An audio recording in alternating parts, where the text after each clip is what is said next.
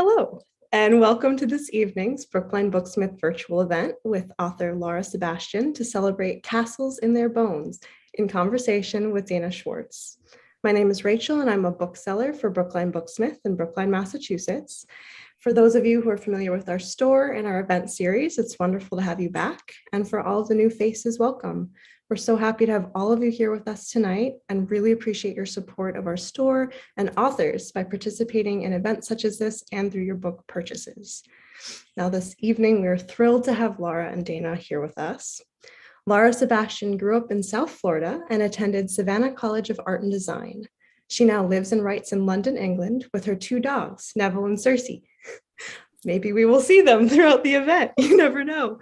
Lara is the author of the New York Times best-selling Ash Princess series, Ash Princess, Lady Smoke, and Ember Queen, as well as Half Sick of Shadows, her first novel for adults. When she's not writing, you can find her baking and generously sharing her baking recipes, like crystallized ginger cream scones, oh my God, on her website. Moderator Dana Schwartz is a television writer and the creator of the #1 charting history podcast, Noble Blood. As a journalist and critic, Dana has written for Entertainment Weekly, Marie Claire, Glamour, GQ, Cosmopolitan, Vanity Fair, and more. She lives in Los Angeles with her fiance and their cats, Eddie and Beetlejuice. Her books include Choose Your Own Disaster, The White Man's Guide to White Male Writers of the Western Canon, and Anatomy, a Love Story. Dana also bakes when not writing and generously shares photos of her bakes with her cat staring longingly at them on social media. This evening, Lara and Dana will be sharing conversation about Castles in Their Bones, called extravagantly built and lushly told by Publishers Weekly and a dazzling female-driven fantasy by Kirkus Reviews. Castles in Their Bones features 3 princesses and one truth. Everyone underestimates a girl. And that is a big mistake. It's an honor to have both Lara and Dana here with us tonight. Please join me now in welcoming them both. Laura, I am so excited to be here. Your book was so fun. It was like everything I loved in a story mushed into one. Oh, thank you. That means so much. I'm loving yours too. It's so good. Anatomy Love Story, if you haven't read it yet, do yourself a favor and get it now. Okay, so I just want to dive into the conversation because I'm like looking at my questions and I'm like, okay, there is no way we're getting through all of this in like 30 minutes, but we'll do our best. Yeah, because I'm like, I genuinely want to know all these things. First of all, which of the 3 sisters do you relate most to? Oh, that's such a tricky one because I feel like there are little pieces of myself in all of them. Yeah. I don't know if I relate to anyone in particular, but I think for me in the first book, Daphne was the easiest to write. Beatrice was the most fun to write. And I think Sophronia was the most difficult to write. Interesting. Why was Sophronia so hard? I think just, I don't want to get into too many spoilers with her plot arc, but I think it was just where she needed to be at the beginning and where she needed to be at the end, getting her from point A to point B was just, it was a steep hill to climb. That's so interesting because I was going to be like, I think I'm a Daphne and am I a bad person? No, I honestly, anytime a reader mentions in like the reviews that they tag me and that they're like, oh yeah, they're all like, I liked them, but like I had difficulty liking Daphne as much, or like Daphne seems to be like the outside favorite with people, and she's like, I love her. I think she's her fun. And like, yeah, she's really fun to write. Like she's just like, I don't even know how to say it because like she's not evil, but I think her moral compass is like a little more off kilter than her sister. This is like I hate this like archetype because of like Harry Potter, but can I like Hogwarts houses? I just feel like it's like a helpful archetype. Oh yeah, no, she's a hardcore Slytherin, and when I used to view that as kind of my personality too, I was definitely a Slytherin, and I think there's something just so fun about having this teenage girl who's just unapologetically knows herself and knows what she's willing to do to get what she wants. Amazing. And even when that crosses lines, she doesn't really care.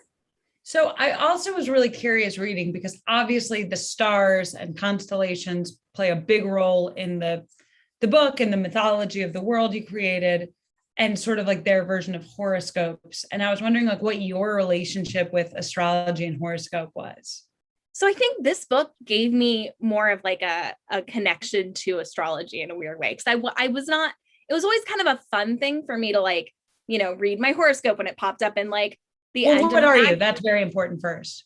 What? Oh, I'm an Aquarius, which Okay. so is this book technically, because we are now in Aquarius season. And yeah, it was always just like a fun thing. I never really thought too much about it. I was just like, yeah, there's some traits there that I appreciate. And now I think a mix of writing this book and also probably the last couple of years has made me a little bit more of like an astrology, not like devotee, but like I definitely, I can't explain it. I can't rationalize it, but like there is a part of me that does really like believe it in a strange way. And like anytime someone's like, oh yeah, no, Mercury is in retrograde, I'm like, yep, that checks. Yeah, why not? Yeah. I mean, it's fun. I think it's fun to kind of pay attention to and ascribe meaning to. And we live in such a world where nothing really makes sense right now. Like, might as well. I fully get that. I mean, as a Capricorn, I feel like it's big Daphne energy. Oh yeah. Ambitious, go for what you want. Yes. Were there any like you create these like 4 incredibly distinct kingdoms. Yes. Were there real world analogs in your mind? I felt like I could pick up a few every now and then. Like I got like a little Rasputin vibes from Nigellus, and I got like maybe Scotland from Friv, but like what in your mind was sort of, or is it totally your creation? So a little bit of both. I don't think any one is like a specific like one analog. But I think Friv it's Scotland, Ireland, there's a little bit of Russia in there too. Yeah. And then Tamarin is very, I would almost say it's not even a country, it's more just like London and Paris and like these big cities, these metropolitan places. Yeah. And Celeria is like Spain and Italy and maybe a little bit of Portugal. Very Catholic. Yes. And then I wanted the Samia to be kind of like the neutral state between all of those. And then obviously with Empress Margot has some Empress Marie Therese of Austria. Yeah. So there was that kind of, so it is a little bit Austrian too, where it's like this smaller country with all of these big powerhouses kind of around it as well. That's great. You make them so distinct. It's such a fun world to live in. Which of the kingdoms would you most want to live in? So I think living wise, I love big cities. I grew up in a really small town. I grew up on an island off the coast of Florida. So it like getting even into Miami, which is the closest big city, you would have to drive like half an hour on what was literally the most dangerous road in America. So like leaving was difficult. Yeah. And so I always just really love, I've lived in big cities ever since. And so I think Tamarin would probably be most at home, but anytime I would want to go on vacation, I would go to Friv. It's like, I love like the wilderness, but I don't want to live in the wilderness. It's too cold. That was the main thing. I was like, I don't want to live where it's cold and where it's outdoorsy. And that was, I think, why I really enjoyed writing Daphne as well, because she's always just like, it's cold, it's miserable. And you do kind of see her start to, in this book, fall a little bit in love with the beauty of it as well and start to kind of see beneath the surface there. But I was like, no, that would be me. I would be freezing. I would be miserable. I would hate everything if I were forced to live there for too long. Yeah. But it felt like also Safrani got like the best deal in terms of the world she was going into. Yeah, though I think she has some surprise challenges there that I think made things a little more tricky. But she did have, I think they say it in the beginning too, where they're like, you're gonna have fun at all these parties and drink champagne and like you have the easiest job. And as we see, that's not quite the case, but I think she does have kind of the prettiest background, I would say. So I think the interest in Celeria, because that's, Celeria is tropical and warm, and there's beaches and that's also nice. Yeah, but everyone there seems so mean. Yeah, it's that the like religious. Yeah, it's that like haughty strict religious 1700s Portuguese. Yeah. So it is again, there's a little bit of there's the catch. Yeah. There's so many creative names. I mean, both of the kingdoms, which are so specific, but also the character names. I was wondering whether, you go with specific like Latin roots. Like I know like Sophia means like wisdom, and whether that root was something you wanted for Sofrani, but like how you came up with your character names and your place names.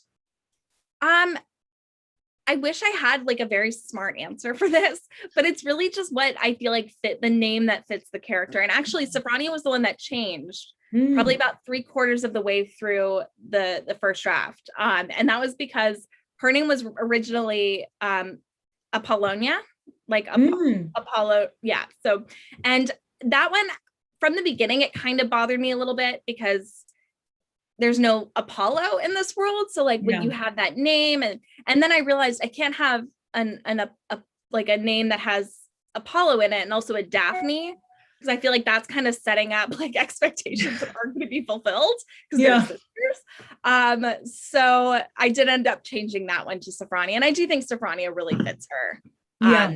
And I think Sophie is a better nickname for her than Polly, which is what it was before. I feel like it doesn't. So I think it's just about trying on different names for characters. And then, Gisela and Niccolo had different names at first. And I actually cannot even remember what their names were. But I think the reason I changed it was because they sounded so bad as nicknames. And they're characters that really go by their nicknames a lot. And so it just didn't fit. But Niccolo and Gisela, for people who have not read the book yet, are kind of the Borgia stand-ins, the Borgia sibling stand-ins for Beatrice's plotline. Here, speaking of titles, was Castles in Their Bones always the title in your head for this book? No. We went through so many titles in this book. I can name a couple of them, but it was really just my editor and I going back and forth, and we just could not come up with a title that fit the book. Because I think it's very easy with fantasy books now to kind of fall into the same patterns. And I wanted to avoid that. My editor wanted something that stood out too. And so we just kind of kept, and I have like emails of us going back and forth, and we would go in circles where like I would say something and then my agent would be like, you said that like 6 months ago. Oh no, but it was a very long process. And finally my editor was like, what about Castles in Their Bones? And it fit, it sounded, unique, I think, in that space. And I think it suits the book really well. What were other titles that you didn't go with? For a while it was Sisters of Chaos. Constellations of Chaos was an early one. Oh yeah. I really liked Chaos. Chaos was in there for a while. I actually have this really lovely teacup that a friend of mine got early on. It says "Let Chaos Reign." I love that it. was the title at first. That's from Camilla Banco, who wrote Unicorn Quest. I'm blanking on the title. It's 11 p.m. late in London. It's a really good book. I'm not 100% sure of the title right now, but it's very good. I just want to give credit where credit's due because it's a gorgeous teacup. I mean, it is a beautiful teacup, and that is a good name for a book. I liked it. We felt like it might work better as a tagline, so that's kind of where we went with that. But it was definitely a back and forth process that went on for quite a while. But I'm so happy with the title we ended up settling on.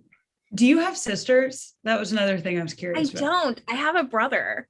I have a younger brother. Yeah. So I mean, and none of my characters ever have like brothers really, which is, I think he's kind of always a little bit miffed about that, but it is dedicated to him because I feel like there are some similarities in the relationship, I feel like, but I do think Sisters is very unique. Why were you drawn to writing about sisters, do you think? I think I really liked the idea. So like the original nugget of the idea was, I'm sure you remember those Royal Diaries books. Oh, yeah. Yeah. So I was huge. I feel like this is like an origin for both of us. Yeah, it's like our imprint lodestar. Yeah. Yeah. So I loved those as a kid. And I just remember like, you'd read the story and it ties up very neatly at the end. And then they had the epilogues.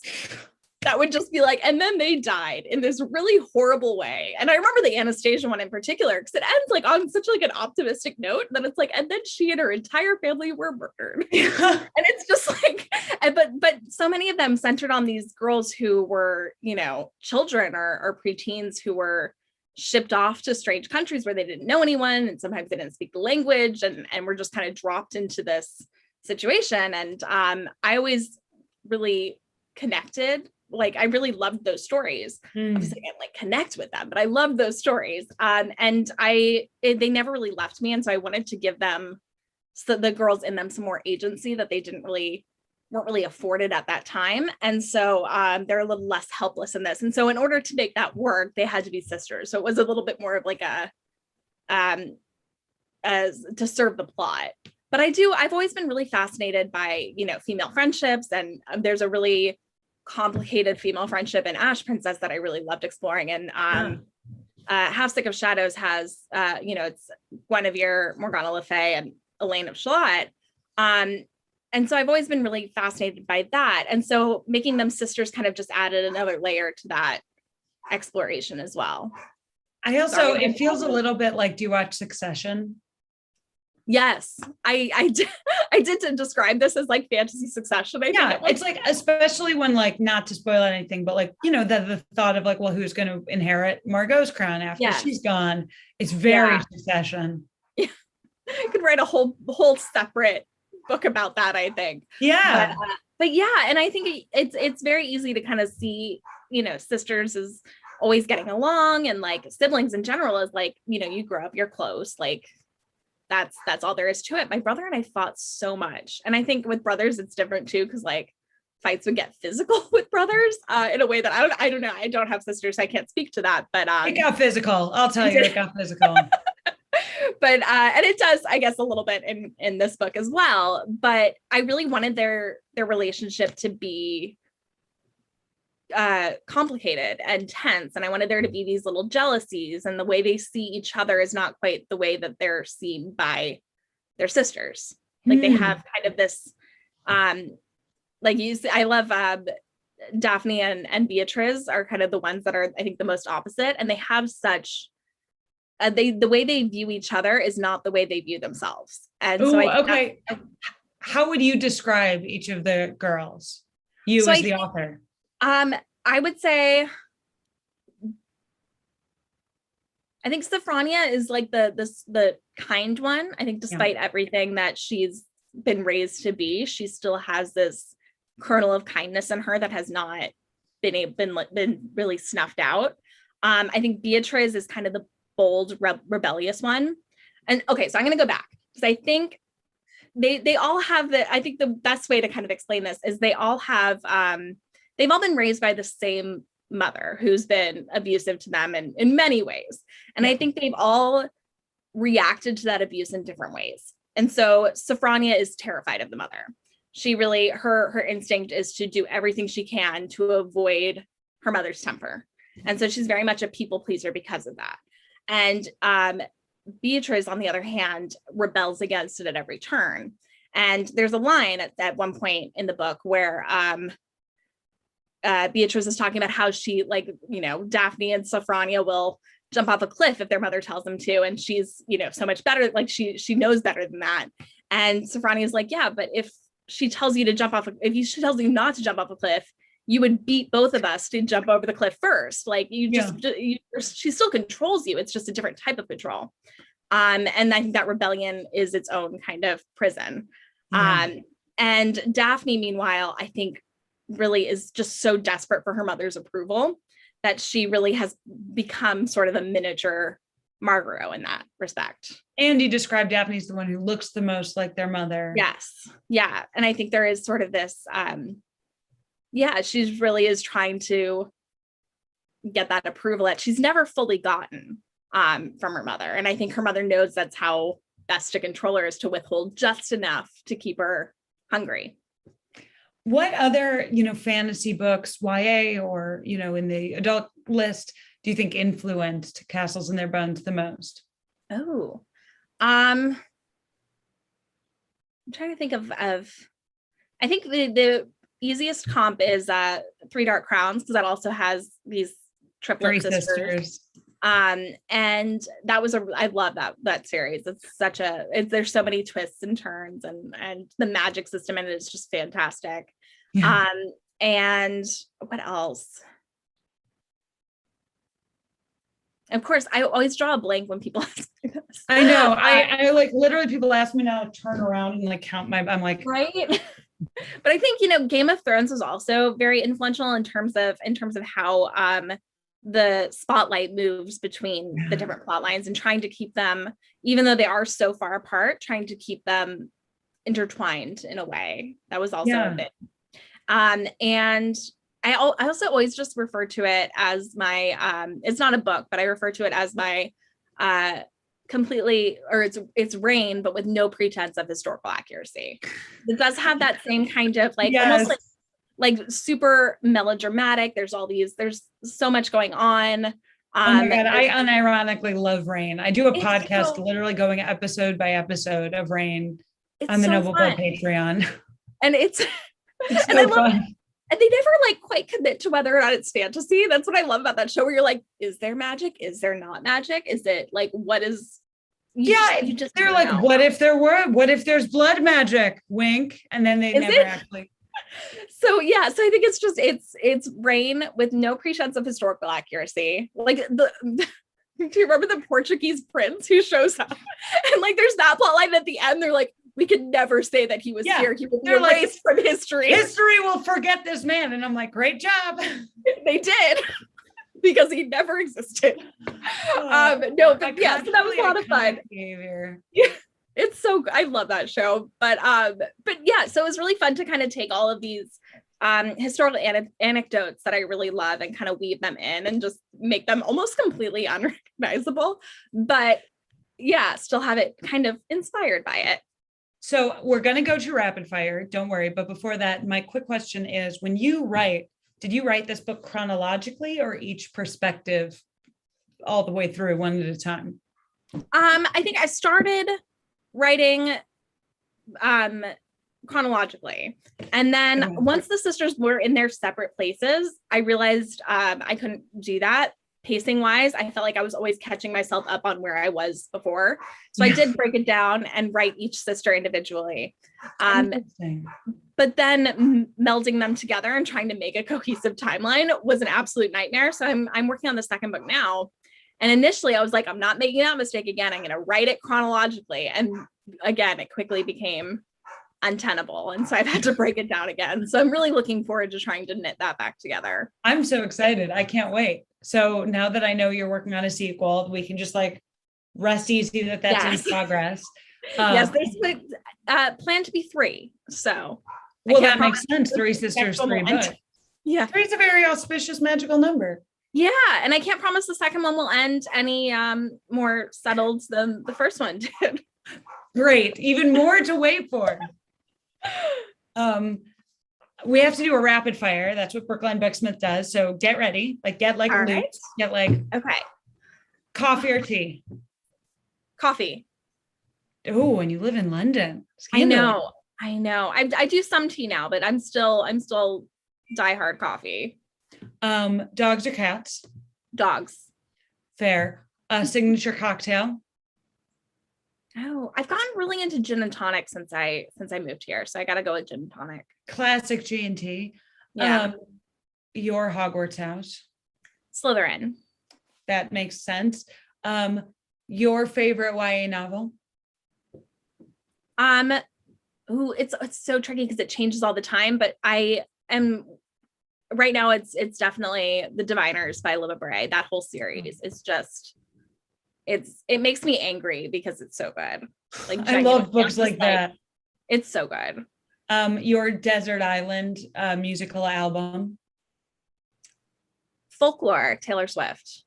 Iconic. Can't do better. Yeah, it's hard to separate Folklore and Evermore, but I gotta go Folklore. Yeah, good call. Oh gosh, now the pressure's on me. I should have prepared more rapid fire questions. Favorite city in the world? Dublin. Oh, interesting. Love Dublin. All right. And your favorite character in this book? Ooh.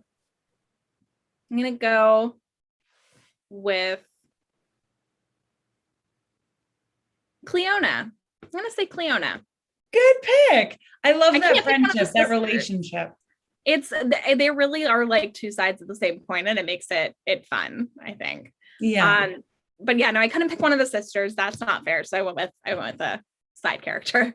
I think that's very fair. Also, Cleona is really great. She's like a really fun person. She's Lana really Bray yeah. is just an amazing writer.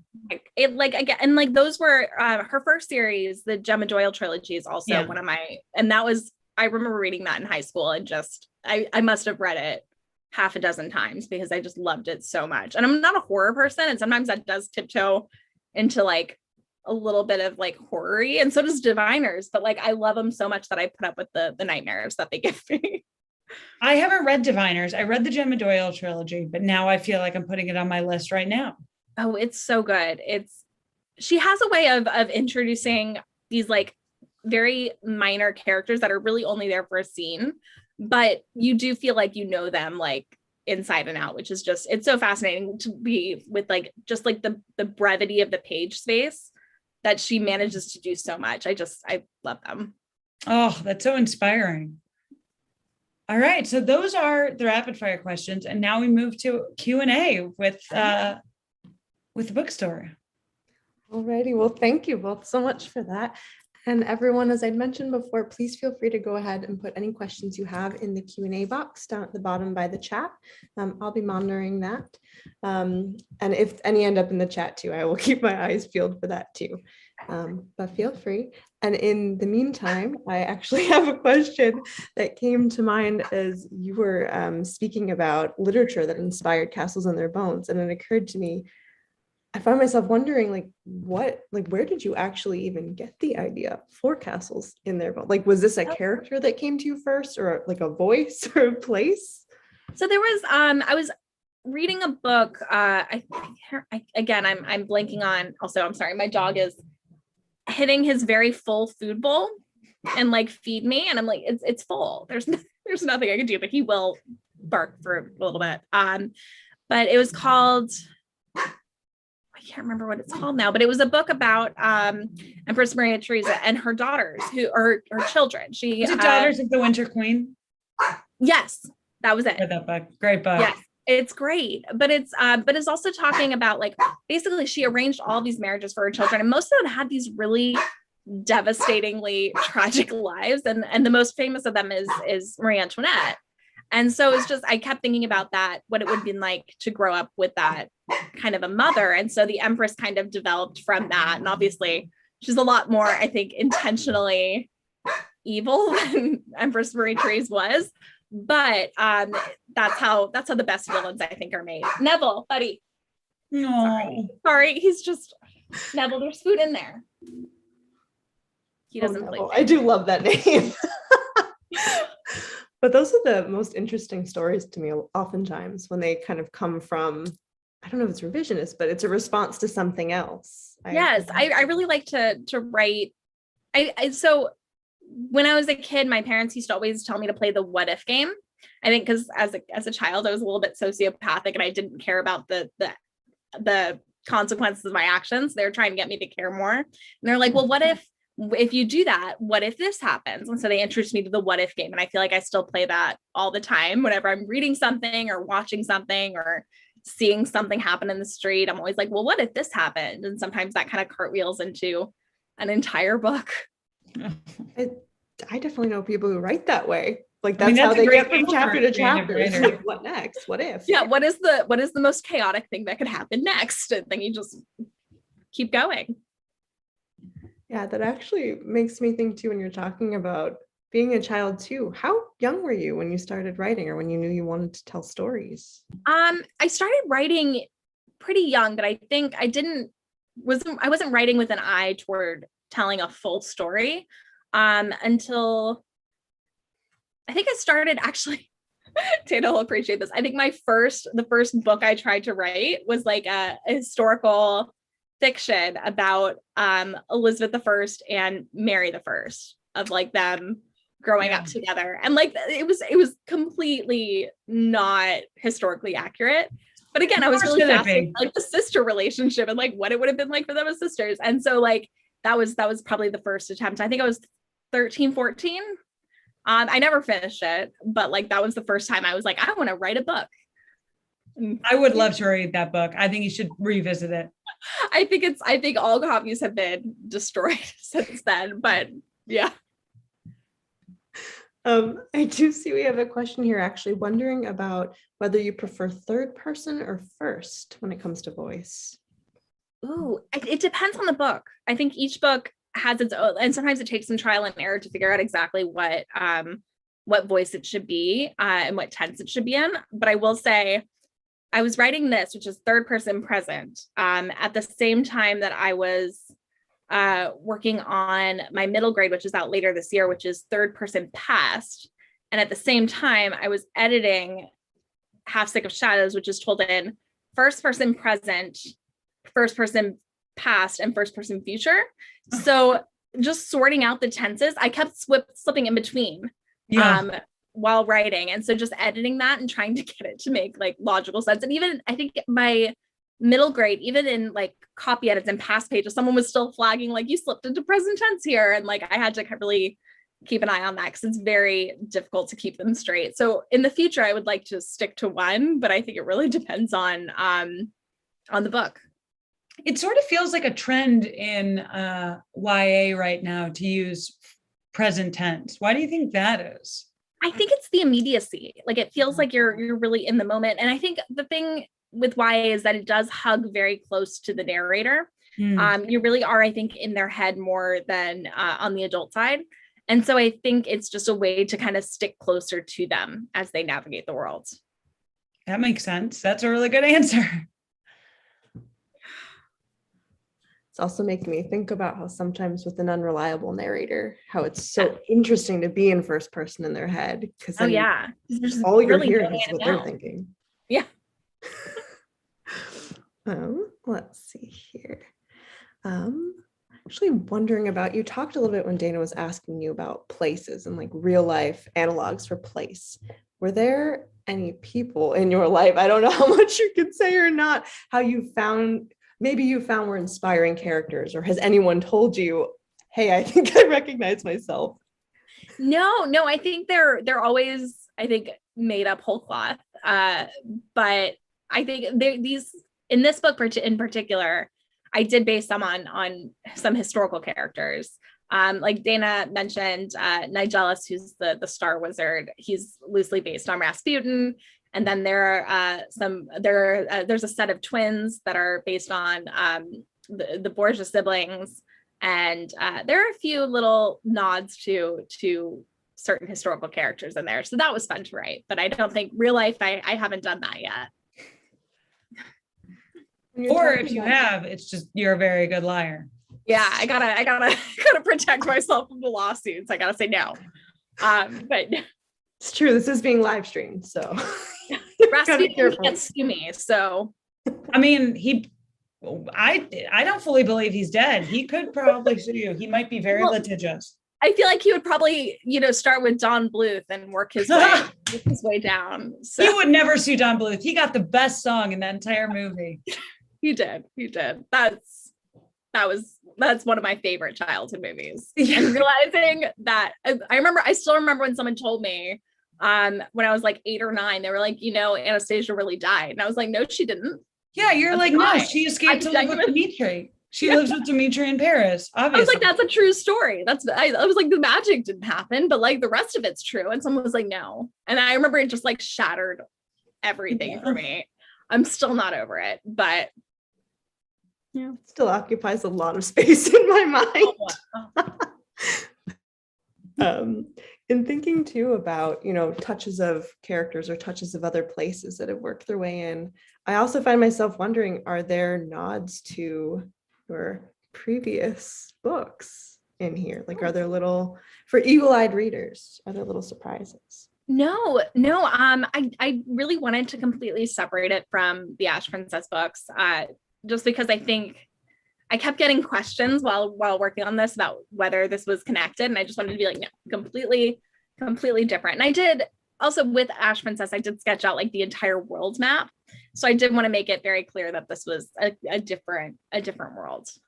And then, yeah, I don't think there is, I think theme wise, there are some connecting threads, but I don't think there are any cameos or crossovers or anything like that happening.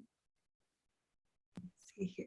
We have someone wondering about your top 3 books on your to be read list. Ooh, so I'm reading, I read a few books at the same time. Yeah. So I'm reading Dana's, I'm reading Anatomy, a Love Story. I'm also reading Revelry by Catherine Weber, which I don't think is out in the US yet. It just came out in the UK. But I think it's out in a few months from Scholastic, but keep an eye on it because it's very creepy. And again, I don't do horror. And this it tiptoes a little close to it. It's got creepy woods, which I do love some creepy woods. I love creepy woods. It sounds great. Oh yeah. It's like there's this high school that has this yearly secret party in the woods, and like it's maybe a little bit magic, and like it's great. It's so much fun. And then I'm also reading The River Enchanted, which is by, let me make sure I get this right, Rebecca Ross. And I think that is out this month. And that's really great too. It's adult fantasy. The magic system is just gorgeous. So definitely check that one out. I love that. And I also love the magic system you created in this book. I forgot to ask about it, but the idea of like both wishing on stars and being able to pull stars from the sky, and also being able to use stardust. Where did that come from? I wish I had an answer for you, but I will say, I think it just kind of, I tend to pants a bit. So the magic system kind of comes to shape around where the characters go.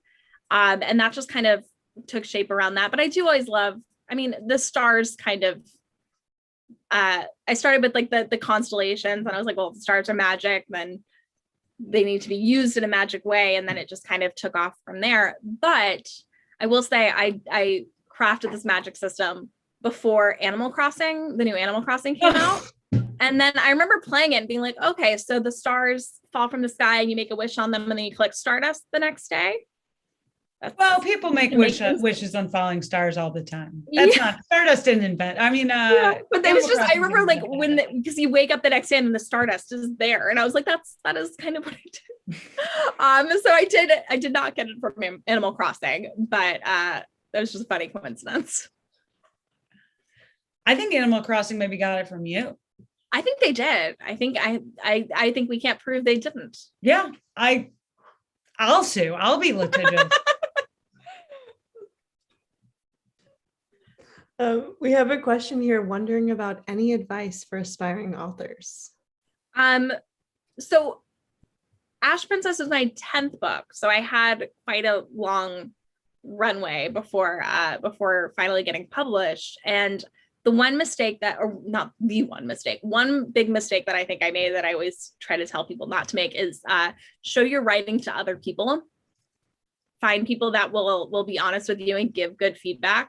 And it's so easy now, I think, with the internet and with writing groups and social media, to find other writers who are writing in a similar space as you, and who have an idea of what the market is like. And that's the other thing, know the market, read a lot in your field, and just kind of understand where your book fits on the shelves.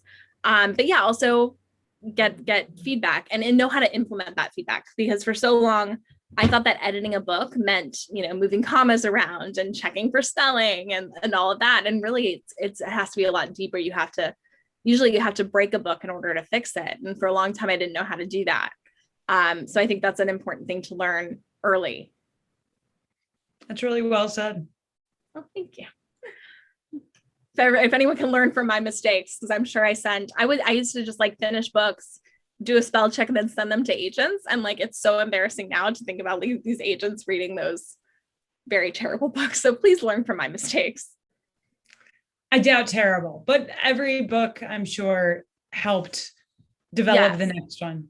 I always say I want every book to be better than the one that came before it. And that's my goal as an author. Actually, a question I was thinking a little bit about too, in considering having other people read your work and thinking about their feedback. And I wonder, this could actually be for either of you in terms of, have you ever had feedback, whether it's constructive or just a compliment, that has really stuck with you over time? Oh. I hate feedback. I'm terrible at feedback. I'm terrible at getting it. I'm terrible at good feedback. I'm terrible at getting bad feedback. I'm terrible at taking notes, which is something I need to work on. So I'm the worst person to ask, but I think like whenever anyone says they like a book of mine, I immediately dismiss it. And if ever anyone has like the tiniest note, I like file it away and lock it in a safe for safekeeping forever. Which is not a healthy way to go about life. So I hope Laura has a better approach to this.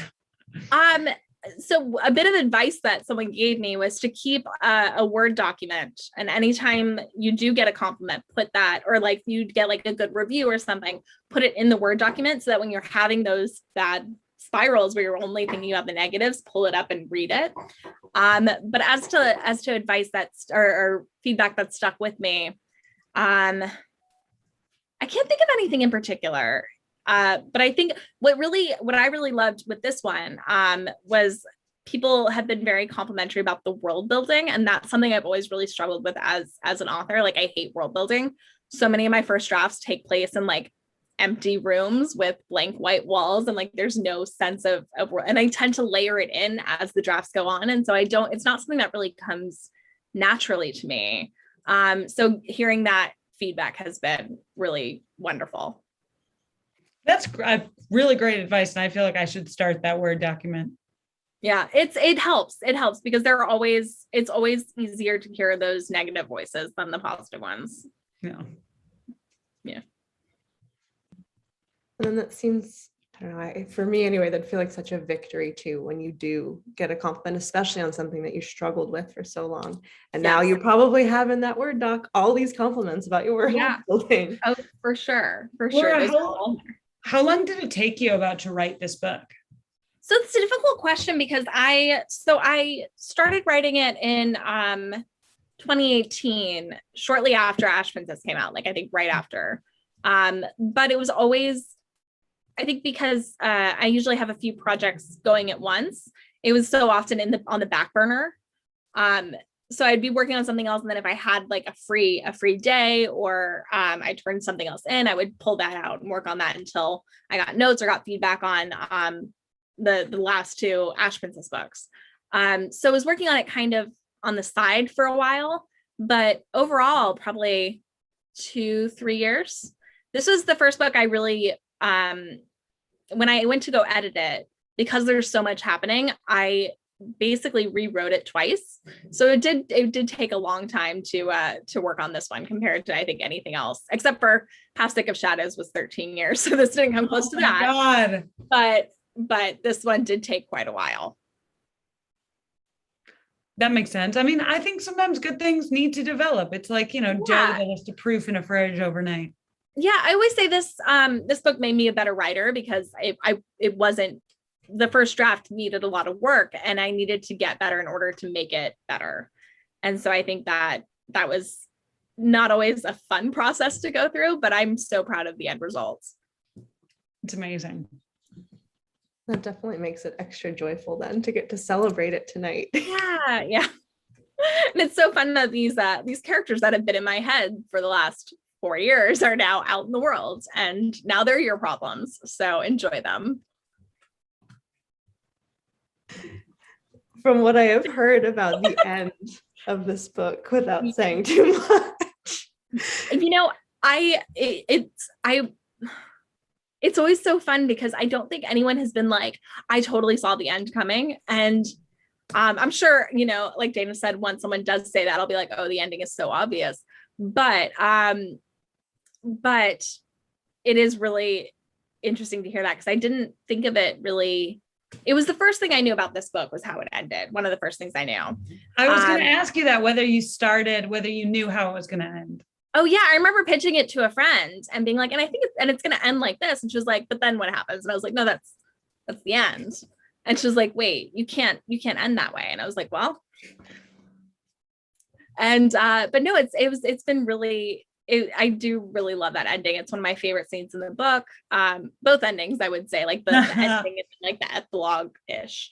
And it's been really fun to kind of see readers react to that. I've gotten like people who really love it and people who are very angry, but I think also like the anger comes from a place of love, so that's nice too. But yeah, no, I'm really excited to hear more reactions from people. I think people are gonna have some feelings. I will say I'm very excited to read the sequel, is all I'll say. Thank you. I'm really excited. I am editing it now, so I know kind of the bones of it, and it's gonna be fun, I think. Wondering, because I see here that unbelievably we only have a couple minutes left to this event, and before we wrap up, I didn't know if either of you, because I know there are exciting projects at the moment or in the works, are there any details you can or would like to share about forthcoming work? I will say there's a sequel coming to Anatomy. Oh, yay. Oh, that's good. I'm so excited about that. I have the sequel for Castles in Their Bones, which has a title. I don't think I can share the title yet. It has a cover, which is very, very gorgeous. And yes, I do see a question there, which I'll just answer very quickly, which is each book is going to have a different sister on it. I have another book coming out in the fall. I don't have an exact date for it yet, but it's a middle grade book called Into the Glades, which is a swamp fantasy about grief and trying to bring back the dead. And there's dragon gators in it, which is my favorite thing. There's like, because I grew up in the swamps of Florida, so it's very much based on my childhood there and like what if. Dragon gators, unbelievable. There's dragon gators, there's pixsquitos that are pixie mosquitoes. There's a bogalisk. There's marsh maids is the other one, which are like mermaids that live in the marsh. I love it.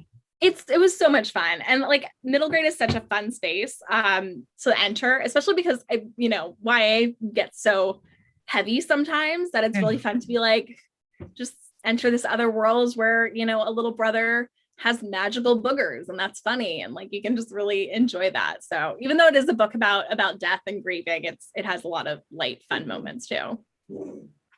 That's amazing. That's so exciting. I can't wait to see that.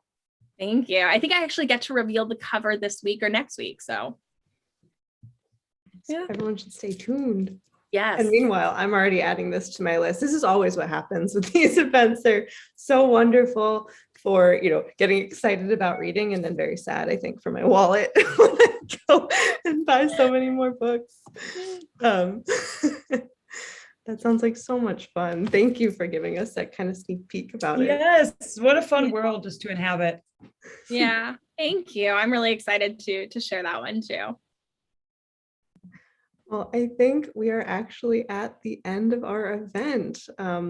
Thank you both so much for sharing conversation with us and fascinating sneak peeks. Thank you to all of you for participating at home and sending in your great questions. It's been so much fun to spend the evening with you all. And for those of you too who haven't had a chance to order your book yet, if you'd still like to, you can do that through the same page where you registered through 9 a.m. tomorrow morning. So I do have that link in the chat here for you all. And keep your eyes peeled in fall on a date that we will probably hear about soon for other coming titles.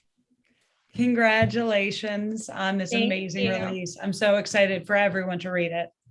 Thank you. And thank you both so much. Thank you, Brookline Books, for hosting us. And thank you to everyone for joining and everyone who bought their books through Brookline Booksmith, especially, so that we can keep doing events like this. Exactly. Thank you all. I'm so glad you're a part of the Booksmith community tonight.